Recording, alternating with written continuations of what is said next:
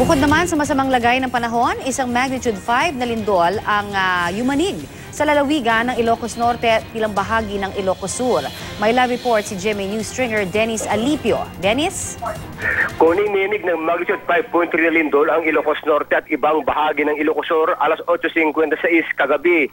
Ayon sa PBOX Pasukin, ang epicenter ay may layong 6 kilometers timog silangan ng Batak, Ilocos Norte. May lalim din itong 40 kilometers at tectonic in origin. Bagya namang gumalaw ang ilang gamit sa mga bahay sa lakas ng pagyanig na umabot ng 7 segundo. Nadama ang intensity 4 sa Santa Ilocos Sur. Intensity 3 naman sa Sarat, Ilocos Norte, Abra, Ballesteros, Cagayan. Ayon sa PDRRMC, wala namang napaulot na pinsala sa probinsya sa pagyanig. Pero sa gawa ngayong umaga ang pag-inspeksyon ng City Engineering's Office sa mga San Jerry Old Building gaya ng Sinking Bell Tower, St. William's Cathedral at Gilbert Bridge sa Lawag. Mula sa Ilocos Norte, ako si Dennis Alipio, GMA News. Maraming salamat, GMA News stringer Dennis Alipio.